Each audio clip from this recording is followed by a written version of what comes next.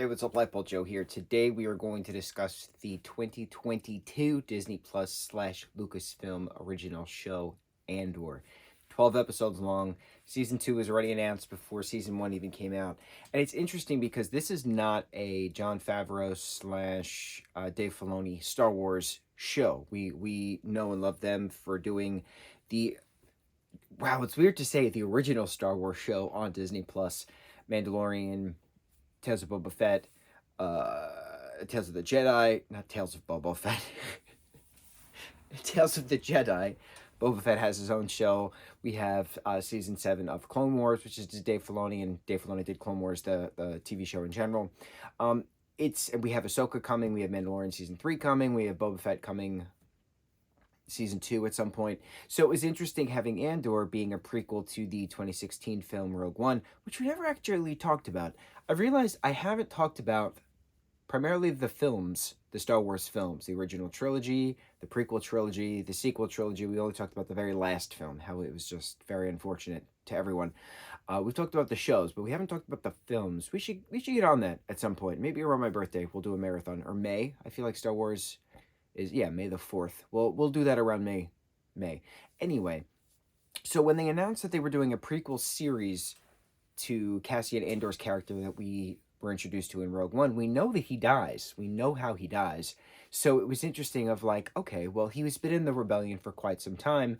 How does this happen? And for those of us who are still iffy on the good guy, bad guy scenario of all of the different generations, so at first, in the prequel series, you have the Separatists versus the Republic, okay? The clone troopers were a part of the Republic. The droids were a part of the Separatist army. Even though, technically, Emperor Palpatine was on both sides, and the banking system was a part of it, c'est la vie, such as war. So, the original trilogy, so episode 4, 5, and 6, involves the rebellion versus the Empire. So, Rebel Alliance, the Rebel Scum, right? So how does that turn into effect within the Andor series, within the Rogue One series? We have the Star Wars series, Rebels, which is just gorgeous amongst everything. My favorite series out of everything that's been released. It's stuff, right? So Rebels versus the Empire. And then in the sequel series, 7, 8, and 9, episode 7, 8, and 9, along with Star Wars Resistance, the TV show, we have the Resistance versus the First Order. So, Separatist Empire,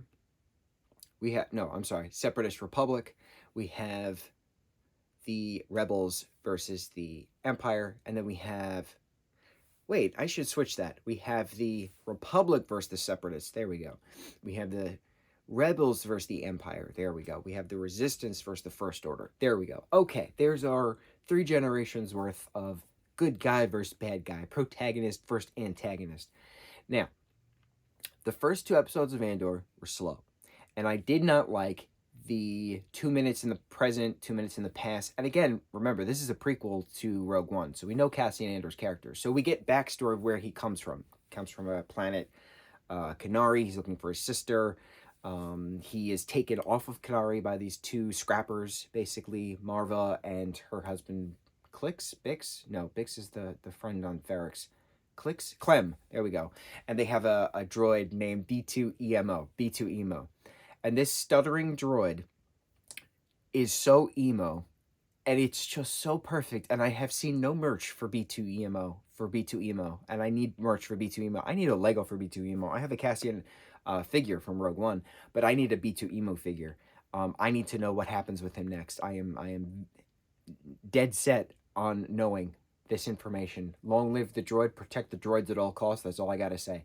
So, the first third of the show, right, is a heist going on. There's a team that's collected together to steal a quarter, like an annual quarter's pay from a garrison, something to that extent. And so the first third is a heist stuff.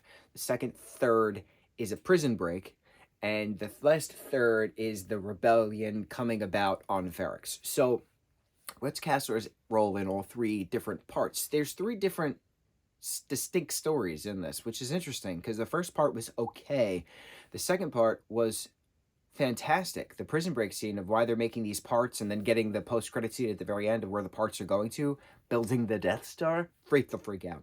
So, what was it? Episode 7, 8, something like that of 8 or 9, called One Way Out, and it was the prison break episode. It has like a 9.5 on IMDb right now. It's one of the best episodes I've ever seen of anything, let alone the best prison break scene I've ever seen of anything. It was so worked together, we not me, and it was just gorgeous. The political commentary throughout this entire thing about rising up and facing the oppressor is just so poignant. And it's interesting because back in the day, that political commentary was very reminiscent on what was happening within the Vietnam War, and then here we are now going on with what's happening on the home front in the States. Very interesting having that political commentary, especially the B2 emo projecting Marva's form, speaking to Ferrex at her funeral at the end, causing the chaos. The last episode is called Rick's Road. It was so rise up kind of a thing, and that was the point of seeing these rebellion stories. You see that a lot within Star Wars Rebels. You see that a lot within Andor. Different, not just on Ferrex, but other parts, other planets. But we primarily take place on Ferrex, which is nice. Getting that escape bit at the end, what's happening with Cassian at the end. We get Saw Gerrera throughout this here and there. We get Mon Mothma going on. So that's the thing. There's a lot of other stories. It's not just Andor's story. You have Mon Mothma being a senator, not called Mon Mothma at that particular point, but she is trying to be diplomatic as Padme once was. And what happens when the funds run out, or what happens when she's literally funding the rebellion from her own account. She is the grandmother of the rebellion, as much as Marva was, as much as Andor has been fighting. So Marva is technically Marva Andor, and then we have Cassian Andor, whose original name was Cassius, something like that. So, I'm getting choked up. It's very interesting watching other stories. There's a whole antiquity section. There's a whole one of the characters, whose name I cannot remember, just literally just stabs a guy with a knife.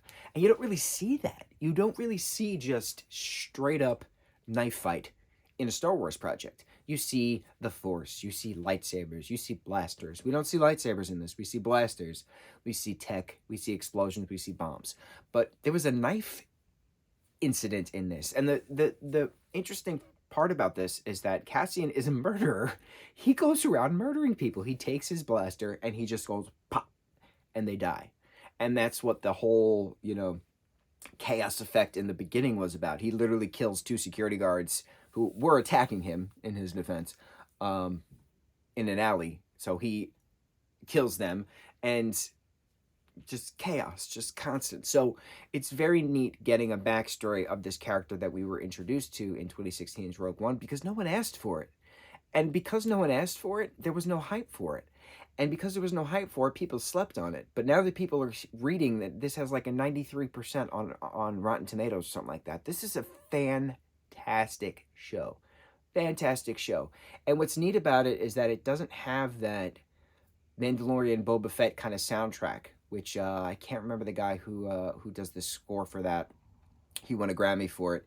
Incredible music. You also have John Williams' incredible score throughout the original films. So to have a new writer create a new show with a new composer with new music, you're like, how will this work? But it works. That's the beauty of Star Wars, is that it's not just dark side versus light side. It's not Sith versus Jedi. That's just what we were accustomed to for so long, right?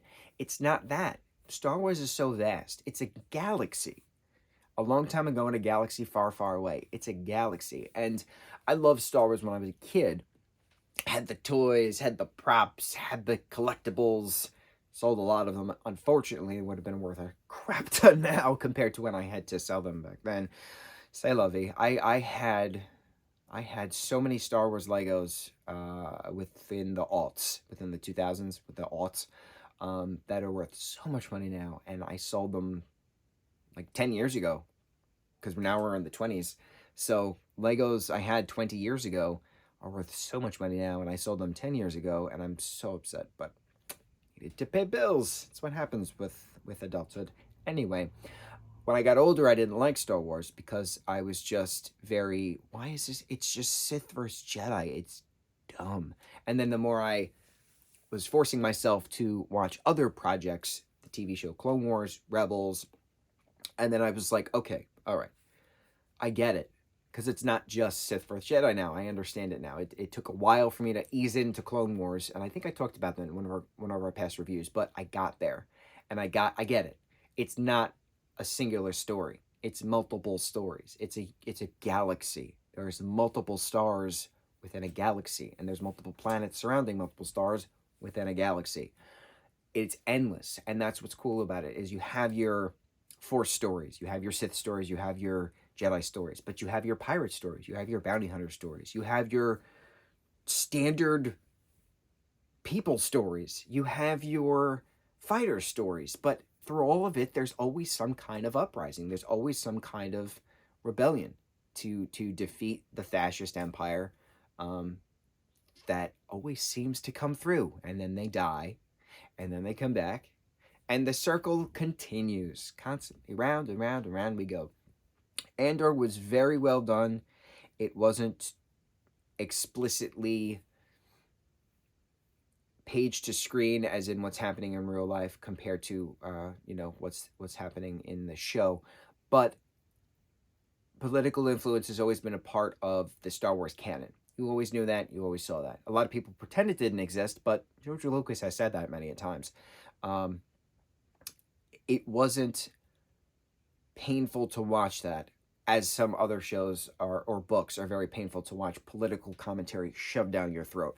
This is relevant to the plot point, and it makes sense in a fictitious sense. Very mirroring what happens in the real world happens in fictitious, but it's not painful to watch. That's the only way of explaining it. I don't know how else to explain it. I don't cringe while watching these shows, these films, but this was just so great, man. I thoroughly enjoyed this. I cannot wait for season 2. I would love to be a part of Star Wars, to hang out with a droid. Oh, dream come true. It would be so awesome. So, Andor season 1 just wrapped up on Disney Plus. 2022 original show. On to the next review. Mucho mahalo.